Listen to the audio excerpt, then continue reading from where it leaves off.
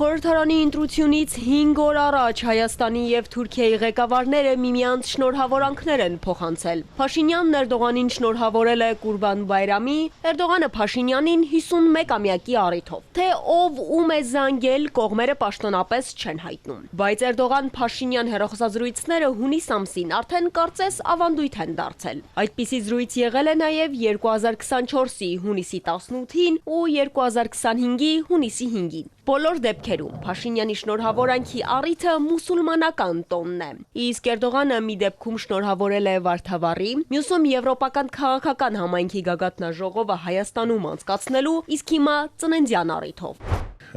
Նիկոլը փորձում է ցույց տալ, որ ինքը ընդունելի քաղաքական գործիչ է, ընդունելի ղեկավար է աշխարհի համար, մանավանդ հարևան պետությունների։ Եվ ինքը զանգել էր իրականության մեջ Թուրքիայի նախագահին, որպեսզի հնարավորություն ստանա Թուրքիան ինչ որտեղ, ինչ որ ձևով օժանդակություն ցուցաբերի իր ընտրությունների մեջ։ Բարձր մակարդակի այս հեռախոսազանգին նախորդել էր Հայաստանի եւ Թուրքիայի գործարար համայնքների հանդիպումը Կարսում։ Գործարարները ներկայացրել են սննդամթերքի, խմիչքների, շշալցված ջրի, հյութերի, մրգերի, ծխախոտի, շինարարության, զբոսաշրջության, ծաղկի արտադրության ոլորտները։ Տնտեսության ճյուղեր, որոնց ապրանքների արտահանման հարցում Հայաստանը խնդիրների է բախվում։ Թուրքագետի համոզմամբ Հայաստանի իշխանությունը փորձում է արագ լուծումներ գտնել ԵԱՏՄ շուկաներում առաջացած խնդիրների պայմաններում։ Աշխարհի խոշորագույն արտահանող միրգ բանջարեղեն եւ ծաղիկ արտահանող պետություններից մեկը Թուրքիան է։ Թուրքիան իր ծիրանը ծախում է մոտավորապես 50 սենտով, այսինքն մոտավորապես 150 դրամով։ Մեծականակի մասին ենք մենք խոսում։ Իր ճիրը ծախում է մոտավորապես $2, այսինքն մոտ 800 դրամով։ Մենք մեր ճիրը ինչքանով ենք ծախել Ռուսաստանի տարածքում։ Այնպես որ սրանք բոլորը խոստումներ են։ Ֆորումին գնալը, ներկայանալը ոչ մի բան է։ Պետրոսյանը հիշեցնում է, նախկինում Ռուսաստանը որոշակի սահմանափակումներ էր կիրառել նաև Թուրքիայի եւ Ադրբեջանի նկատմամբ, ինչի հետևանքով հայկական արտադրողներն ավելի մրցունակ դիրքեր էին զբաղեցնում ԵԱՏՄ շուկայում։ Սննդամթերքի վիճակի չենք կարող մրցենք։ Գյուղատնտեսական ապրանքներ ի վիճակի չենք, նորից չենք կարող մրցել։ Ձկնամթերք նորից նույն որակավորումը չունենք։ Մեկ անգամ փորձը ունեցել ենք, որ մեր կոնյակը տվեցինք ֆրանսիացիներին եւ կորցրեցինք իր ամբողջ հայկական ինքնությունը։ Եվ միակ տեղը, որ վաճառվում է կոնյակ անունով, դա Ռուսաստանի տարածքն է։ Իսկ Եվրոպայի տարածքում ինչ անվան տակ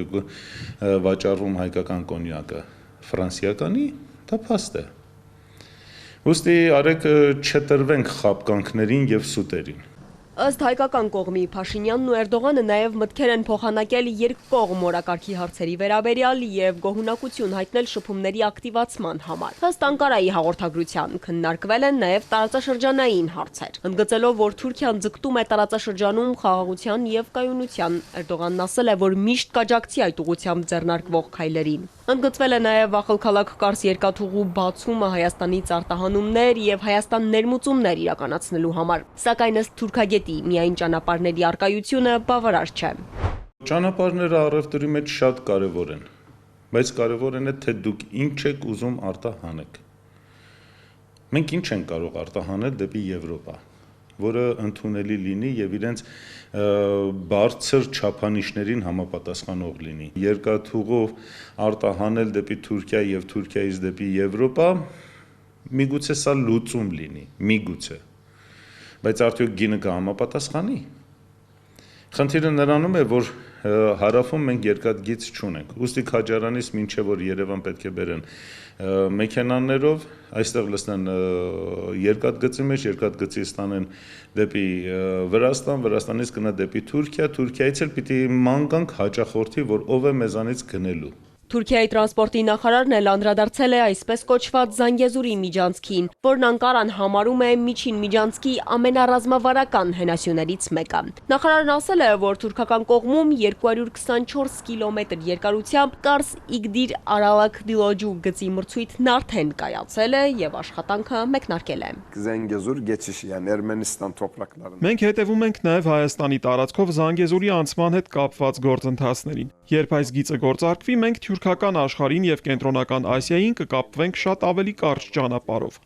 Ըստ Ուրալօղլուի ադրբեջանական կողմում աշխատանքներն ավարտական փուլում են, իսկ Նախիջևանի կողմում արկա բաց հարցերը կլուծվեն։ Ալադավթյան, Հարություն Տոլանյան, Էպիկենտրոն։